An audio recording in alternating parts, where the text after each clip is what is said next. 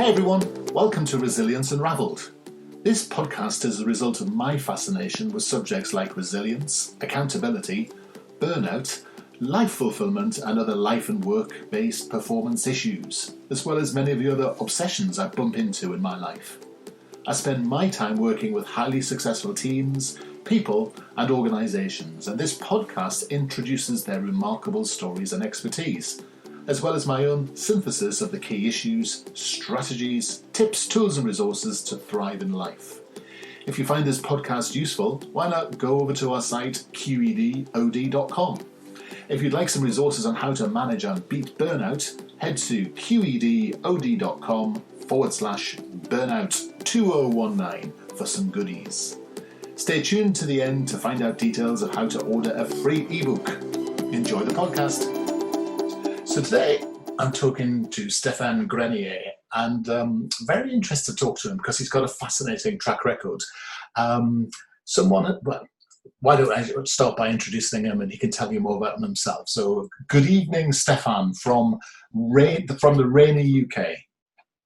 Well, good evening from snowy Canada.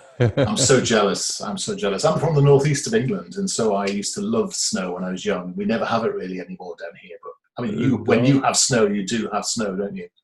Yeah, quite a lot. And I understand our easternmost province is getting 70 centimeters in the next day. So that's quite a lot of snow. So I'm glad we're escaping that one. So it said you're having a snowing environment without saying where you are. So where in the world are you? Yep. So you're in Canada. Whereabouts in Canada are you? So I live in two places. I straddle the Ottawa River. So the Ottawa River, separates the province of Quebec from the province of Ontario. In the summertime, I live on a lake on the province of Quebec side of things. And in the winter, it's too miserable there. So we moved to the Ottawa city and survive the winter here. Fantastic. It sounds very glamorous, but everything does when you live in the south of the UK. So, Oh, really? Well, just to connect with your UK audience, I rented a place this winter right across the street from our Governor General's residence. Oh. So every morning I have my coffee looking at our Governor General's lands. Beautiful place to look at. Of course, it's all fenced in. So... I hope you saluted. Yes, absolutely. Every morning. Due deference. Every morning. Well, it's brilliant you spent some time with us today. So tell me a bit, Stéphane, you've got a fascinating track record, but just tell me how you describe what you currently do. Well, I think after spending 3 decades in the military, I decided to serve my country in a different way by helping workplaces rehumanize their processes, rehumanize some of their leadership and management approaches, and really, bring to life this whole narrative around mental health in the workplace. We have complicated things so much. Everything is about neuroplasticity and cognitive behavioral therapy, and I'm all for the research and the clinical side of things. But I think what our leaders, our managers, our corporate leaders are having a difficulty contend with is how do you translate all of that science into some practical day-to-day things that will make a difference for their bottom line, for their people, et cetera. So that's what I've decided to dedicate the rest of my working life to. Okay, fantastic. Well, before we drill into that area, which is fascinating, obviously something that I'm passionately involved in myself, let's talk about those 3 decades in the military, you said. So that's right.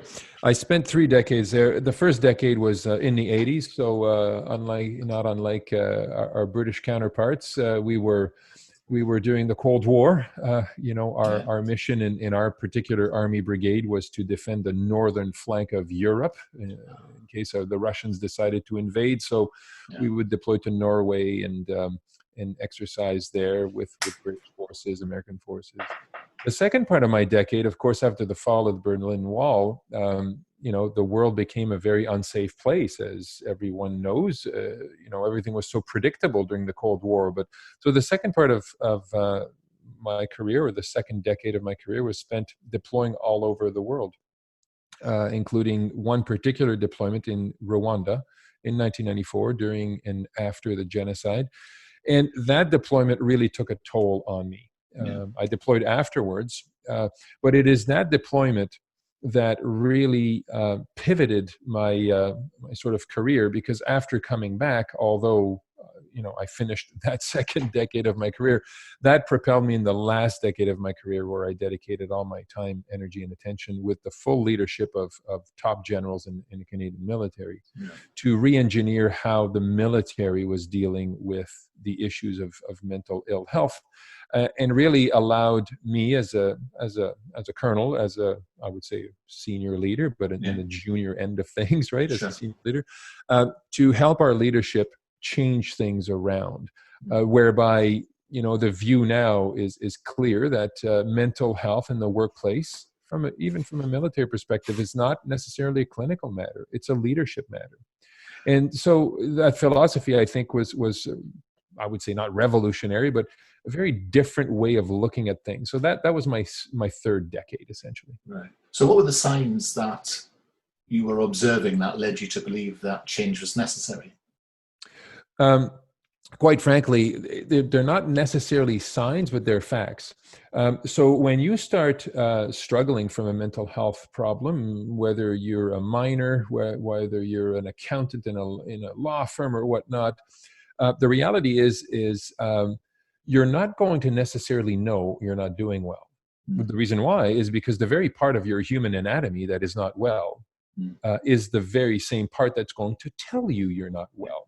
So the irony with mental health is often you're not well and you don't even know it yourself. The other fact I would say is that once you start realizing that you may or may not need help, and you decide to actually reach out for help, that help is scarce in the best of times. Yeah. So not that it's improper or not correct, but your appointments with a professional will be weeks apart. Yeah. And the fact is, human beings need more than an appointment every once in a while to recover. Yeah. They need ongoing support.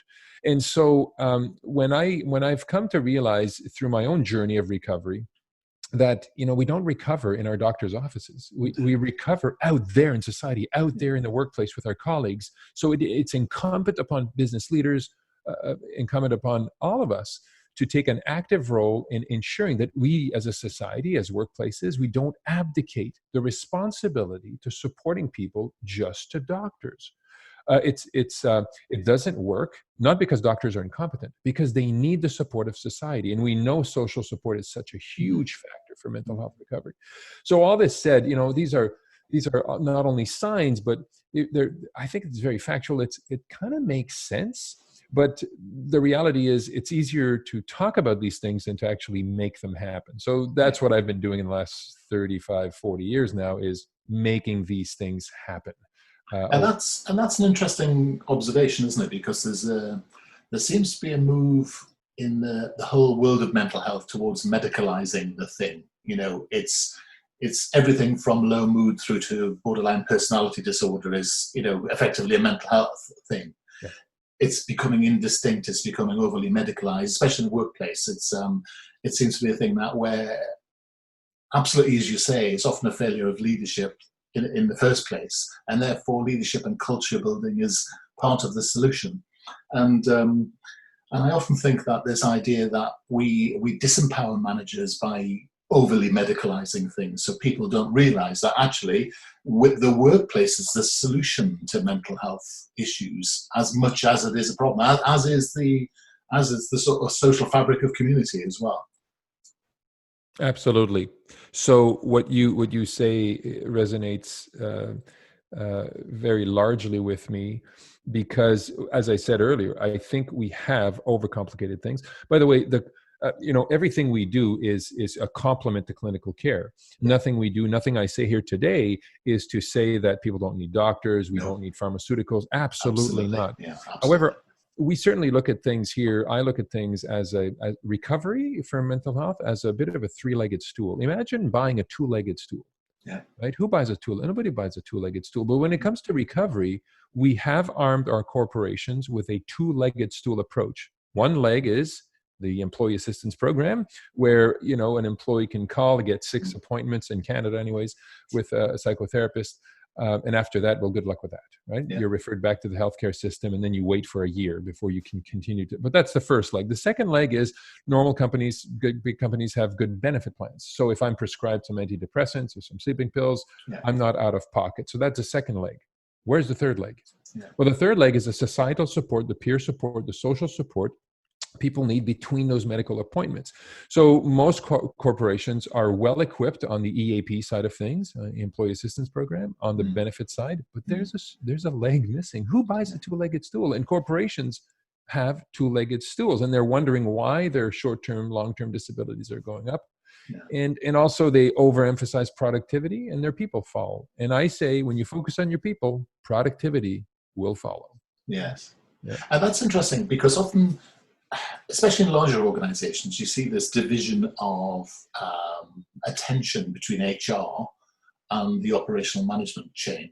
And often you'll find that HR spend a lot of time, let me rephrase that, that the operational leadership people become very clear about what they cannot do. And they have very little idea of what they can do. Exactly. And whether that's coming from HR or whether it's coming from the over medicalization or the over complication, I often think actually there are some very simple things that we can just do as human beings, which happen to be, strange how leaders and managers often are, team members and often suffer from the same things that the people have, the people experience. We sort of we almost dehumanize leaders and managers sometimes, don't we? And I just wonder what you think about the simple things that leaders and managers can do within a business to build a culture of support and a culture that's actually focused on proactive attention. Well, I think it's funny you asked me that this week, because earlier this week I saw a post on LinkedIn from a researcher who said there was a picture of two people in suits disagreeing. And, the question was, how difficult is it to have a discussion when you don't agree with your boss or your right? And my response to that was, it's very easy if we apply some of the things we learned in kindergarten. Yeah. Right. Yeah. And so as we grow up into the adult world, and I know it sounds very trivial for me to say that, but adults, I think in many cases, are pretty bad offenders when it comes to not adhering to some of the basic things we were all taught how to behave when we were very, very young. We enter the adult world, power differentials start appearing. People also believe that when they go to work, they have to adopt a work persona. And so I'm mixing a bunch of concepts together here, but essentially some of the things that are very fundamental to our upbringing that we respected and we were punished for when we were children still apply today. So if leaders... Such as? Yeah, well, such as respect, such as, things like that. And I know respect is an overutilized word, because I think in our world now, I'm in a place now as an older adult where I'm thinking, do I have to pre-apologize before I say anything? I might offend somebody. But essentially, letting other people speak, listening, so people will say, well, I listen. Well, do you really, or do you hear? Because often in the conversations, we're more concerned about what we're going to say next than actually listening. So those are some of the things where I think in many cases, if leaders went back to basics, that's step number one. Number two, I think that where leaders go wrong is they keep endorsing the clinical narrative, the clinical theories, the academic theories regarding mental ill health. And what that does, and I think you mentioned that earlier, is that it really dehumanizes, really disarms leaders. Now, if you tell a guy like me, and by the way, I've been a boss my whole life. At the age of 19 and a half, I was commanding a very small team in the military, and then I grew from there. So I don't know what it's like to work in a workplace when you're not a boss. Yeah. However, you tell me as a boss, your employee has a post-traumatic stress disorder. I'm thinking, well, that's a disorder. It's pretty darn intimidating. I don't have clinical skills. And so as corporations keep focusing on the clinical narrative regarding mental health, the unintended consequence of that is it causes dislocation, disengagement from leaders who socially start believing that they can't do a darn thing to help somebody because they're not a doctor. Yeah. When we do know that, and this is perhaps a third thing I would throw, for the benefit of this podcast, is that when you are in a position to support another human being, nothing you say to that person, the words you use, will not necessarily make a big difference. Yeah. The relationship you build with the person, the other person knowing you care, is actually, therein lies the solution. Yeah. And so for when you look at those three general aspects, it's pretty simple. Now, that those are not cures, right? But they are how we as leaders can actually support the individual, the human being. And I might end by this, Russell. I will tell you that, and I alluded to that a few seconds ago, I believe that human beings who go to work every day, the majority of them are good people. Yeah. They're not bad people. They're good people. Assuming I'm correct, those same people are very capable at home, in their communities, of supporting a neighbor, supporting a spouse, a child, a parent, an uncle, a sister, a cousin. Those same skills, for some reason, when people get in their car and they go to work, that same approach, that ability to have a bit of empathy, that ability to listen and have a conversation, we think that doesn't belong in the workplace. Yes. But it does. It does. So our approach, in our organization, is when we go in and teach managers and things of that, is we don't tell them we're going to give you the tools. We actually approach it by saying, you already have the tools. Yeah. You just think you can't use them in the workplace. Yes. Now, unless you're a psychopath or a bully or not a nice person, you have those tools, right? Yes. That's very interesting. I've just been making some notes as you were chatting. I was just having to think about that. And I think we interviewed a guest on the podcast. Forgive me, I'm really poor with names. Frank Reed, I think it was. He was an expert in suicide prevention and suicide care. And he said a couple of things which I'd be interested in on your take, which is the first one, which is that men and women experience mental health issues. Most of the mechanisms that work for women don't necessarily work for men, and yet men at work have the vast majority of the workplace mental health issues. So we've created, particularly in HR and employee assistance programs, mechanisms which are focused on helping women be more successful, but we don't necessarily have a strong toolkit to really help guys. And it's often those people, if you look at the predominance of suicide in the workplace, it's nearly all male. And part of that's because of it's often in male-dominated, environments. Sure. But that's it's a factor, isn't it? It's a feature of things. So I think there's something that's fascinating there. And the second point I'd like to raise with you is you talked about sort of coming back to this idea of treating people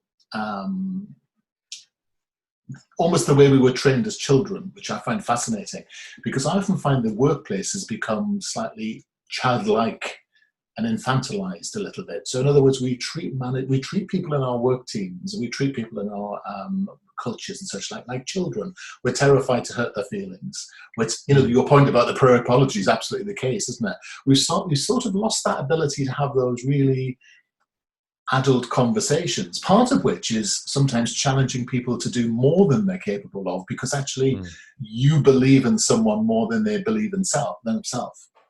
And the third point to think about, so I just wondered whether that's another leg. And the last thing is that this Frank guy who talks about the suicide thing said, the whole way that you prevent suicide is that you just have to ask the question, are you okay? Yeah. And you just have to care enough to ask the question on a regular basis. And also I like your point about we already have the skill set. So I'm in no particular order. I just would be interested in your views on those sort of three things. Well, on the suicide issue, and the point you raised about our HR methodologies or systems mainly cater to the needs or the approaches that work for women. It's something I've never heard before, but as you say this, it resonates. So I don't have a response to that, but I just want to acknowledge that it's making me think, and it's bringing another parallel thought to mind, is that the medical model that works for physical injuries or physical illnesses or ailments is not the model that we can use to support people who, right? So Yeah. to your point, where if we built a system that caters to the needs of women, well, of course, it's not going to work for men. The same parallel I would make by saying the way we treat physical illnesses and injuries cannot be transported. Those same methodologies and approaches cannot be approached. In other words, if I have a broken leg, whether or not I'm supported at work, and I see somebody else than my doctor in 3 weeks, the bones are going to fuse as fast in that fast, as long as I'm treatment compliant. Not so for mental ill health. Agreed. Right. So the pathway to recovery requires additional tools for mental health that are often not present, because everything we know and do inside workplaces follows sort of the medical model for physical recovery of illnesses or injuries, right? And so I think we still have a lot to learn, in the space of mental health. And I do agree with you that in some cases, all of our clients now, it's quite obvious that people in workplaces are walking on eggshells more and more. And as I said earlier, we are in a society where you almost wonder if you should pre-apologize, because you might just offend somebody. I remember a radio interview where a panel on the Canadian Broadcast Corporation here in Canada, a panel was being interviewed, and it was a pretty hot topic. It was a hot discussion. And on the panel, and I was driving on the panel, somebody said to, let's say, the other panelist, Russell, said, "Oh my God, Russell, I can't believe you're not offended by the comment that you just heard." And Russell responded, "I have a right not to be offended." Yeah, absolutely. And it's something that maybe your listeners will think, well, these two guys are from the older generation. But I do believe that, yes, there is a propensity to everything is so fragile, it seems. And on that note, I would acknowledge too that on a parallel plane, not everything is trauma. I don't know if you guys are going through this. Great point. Yeah. I don't know if you guys are going through this in the UK, but there's an oversimplification now of the word trauma, and everybody seems to be traumatized. When I'm thinking, no, you can be upset. Yeah. You can be disturbed. Yeah. But that does, or you can be angry. That doesn't mean you're traumatized. No. Right. And so we live in a fast-paced world where everything is a soundbite. And that oversimplification. So when I say the skills we learn in kindergarten, how to behave and how to be nice to people, is not meant to say that we need workplaces that are catering to more and more. But that's how you avoid conflict. This is how you have a respectful conversation. This is how humility is a lost art, especially for bosses. The big trend here in North America, and I believe that's a correct trend, is vulnerability and humility are the lost art. If you're a boss and a leader, that doesn't mean you need to know everything. In fact, a good boss doesn't need to know everything. He knows who to get, who to listen to, and it surrounds himself with the people who have the knowledge and the skills to achieve success. But we do live in the world where the boss thinks he needs to know everything. Yeah. Right? And that's not. And it's peculiar, isn't it? Because actually, so much of leadership training over the last 30 years has been attempting to minimize that approach. I mean, the whole rise of the coaching culture and all that sort of stuff. And we can argue that actually it's profoundly failed if actually we're seeing so much of that. Maybe it's just innate behavior, innate macho posturing, and often that doesn't matter which gender you are. And, it seems to be incumbent on people who are in charge to not want to be vulnerable. It's almost like, I've fought to get here. Now it's my turn. Stand back and brace yourselves. Prepare for some real leadership. You sort of sense that from time to time, don't you? I do. And, I don't run a large company. I run a consultancy with a couple of dozen human beings involved. But often when we're having discussions, I've been catching myself over the last couple of years saying, hey, listen, guys, this is what I think, but I'm happy to be wrong. Yeah. Right. And I'm not saying that's the way to do it, but it's been sort of my way to let people know that it's okay for them to disagree. Yes. And I overtly say that because I want them to disagree. I don't want to fail. And I think it comes back to this spoon-feeding approach we have, where we've treated people like children for a long time. And so every time managers have a bash at standing back and being more humble, if that's the phrase, Mm. And they say, well, actually, I don't know the answer. People just stand there agape thinking, well, what are you for then? And the number of times I've heard good coaches being accused by their reports of saying, well, what's that person for? What do they actually bring to the party? Yeah. And I think there's something about, you've got to fix the culture both ways. You've got to develop people to want to be empowered. I mean, blimey, we've only been saying that for 20 years. I can't believe I'm just saying that to you again, really.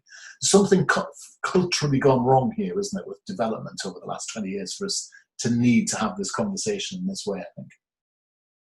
Well, it's funny you say that, because I posted an article on my blog, I would say 9 months ago now. It's about what to look for when you're trying to pick a consultant to come in and do mental health training. And what questions to ask yourself and things like that. And we highly recommend that if an organization is going to say, okay, we need to do training around mental health, no, number one, don't pick the clinical model, pick the leadership model, right? Yeah. They're going to say, well, where is that? Well, some companies approach us from non-clinical. But what we also say is, don't only train managers. Yeah. True. If you're going to change the rules and going to work on the entire organization, so the rules, and you need to provide this new way of looking at things to everyone. You can't just train half of your company, right? You need to give the benefit to all employees to understand, this is the new lens. And by the way, employees, stop blaming the boss because you're not doing well, and boss, start supporting your people. Yeah. Right. So Simple. This is a team, right? It's pretty simple, but we've forgotten how to do things. I think 100 years ago, I think a lot of these things we're teaching happened very organically in communities and in workplaces. Yes. No. And what's fascinating here is we often talk in this country about the rise of Generation Z, or Z, you might call it there, the millennials and all that sort of blah. And we sit and judge the millennials and say things like, well, they're not resilient, they're not competent, they're very needy, all this sort of stuff. But we're the generation that bred them, and we're blaming them for being the people, the outputs of our development. And I always find that very odd. And I think you're right in terms of, if you want people to be different, you've got to not just you can't. You've got to have a holistic view in the way that you develop people. Otherwise, change just does not stick. And whether it's mental health or organizational change, that the thing works together. And I find these days that one of the challenges I find, I don't know if you find this as a consultant, I find conversations with clients saying what you need to do is make our staff more robust, more resilient, defend against burnout and all that sort of stuff. And I say, you do realize burnout is a workplace medical condition. If people are burning out, it's because actually some of your processes are poor. You're making your people ill. And, and it's very interesting when you say all research, the most soul destroying place where you go to die are in meetings. Oh yeah. How many mental health conditions start sitting, listening to someone wang on for 3 or 4 hours about something with a group of 50 or 60 people, and you're sitting there thinking, I'm sure I've got some work to do. And it is fascinating, isn't it? So organizational process is also another leg, I think, that's part of this sort of issue, isn't it? Yeah, and I find, that's correct. I also find that we would not behave that way if it were physical injuries, right? Yes. If a company constantly has employees falling off roofs, from a health and safety perspective, and they injure themselves from a health and safety perspective, there will be somebody who will come in and say, my God, there's no barriers around the roof. Nobody's tied, nobody has harnesses, nobody has training, right? So there is always an individual responsibility to share with the employer, but the employer needs to put the training in place, needs to buy the harnesses, and needs to give extra time for employees to actually erect those barriers, and the house will be built less fast. And the employers, we understand that from a physical health and safety perspective. But when it comes to mental health, psychological health and safety in the workplace, you're right. Downloading this and saying, go be more resilient. That's like telling the employee, I'll do nothing to prevent you from falling off a roof, but next time you fall a roof, you better not break a leg, because now we gave you resiliency training. That's right. So, so it's interesting how companies, they suck and blow in a sense, right? And this is where that's our focus, is to help them stop that, to actually put in place the mechanisms where the same amount of due diligence that we would to put barriers around the roof and buy harnesses and all this is what can happen from a mental health perspective to actually meet the psychological health and safety needs of people. And we, again, related to a couple of podcasts ago, we spoke to an American expert in this area, Sophie Spencer Thomas, and she was actually talking about the move to think about mental health and suicide prevention as being a health and safety issue, and actually then it would have teeth. Then it would be seen as something tangible, something that has a risk element around it. And she said once, and apparently she was talking about a particular case that was going through the American law courts at the moment, where duty of care was going to be directly attributed to managers who'd failed in their duty to stop a suicide or stop the processes of burnout. So, I mean, that would be fascinating in terms of the work we'd be able to do rolling forward, because actually you often feel as if you're or a company feels as if it's doing its people a favor, in looking after their mental health, rather than actually saying, as you say, giving them the tools to actually fulfill their potential and build their actual productivity, because that's the point of it, isn't it? Correct. That's right. And I go back to the roof analogy, right? Yeah. We would never behave that way from that perspective. I'm not sure if your listeners or even you are aware, but the Canadian Standard Association put out a standard on psychological health and safety several years ago. Right. The standard is, I think it's still a free download, but Dr. Ian Arnold here in Canada, who is heading the Workforce Advisory Committee from the Mental Health Commission of Canada. I was on his committee for a few years. He's really the grandfather behind the standard, and it is a process to follow like any other ISO standard. And so that may be interesting to your listeners or to yourself. And yes, jurisprudence is changing. The law is changing around these matters, and when you alluded to Gen Z and the millennials, I think employers of choice will start paying attention to this more and more. And they will stop losing good employees, right? Because blaming the employees. Yeah, exactly. Because these new generations, they're not sticking around. No. If this place doesn't value you and value your mental health, and it doesn't give you a bit of time to breathe, and doesn't equip you with the psychological harnesses you need to perform your job in a safe way, they're out of there. So the workplace of tomorrow better catch up quick, because they will lose their place in the market. And people always talk. I mean, the workplace has always been the place where people do their growing up. I mean, you were always trained to be a worker once you started to work. People seem to think it's the job of educators to build a workforce for the next 40 years. Well, it's not, is it? So it's incumbent on us as employers and us in our work to help organisations to be able to build that capacity. Otherwise, what's the point, really?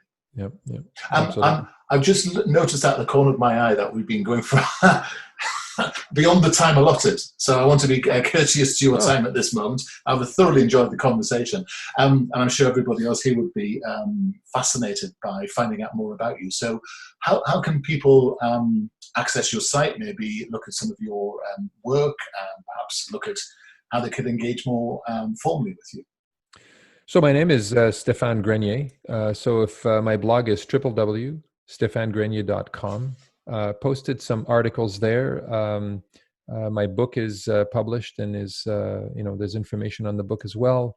And what's the name of the book, Stéphane? After the War. Ah, yes, that's right. Yes, that's right. And also I deliver quite a lot of keynote speeches around North America, mainly Canada, of course, sometimes in the States.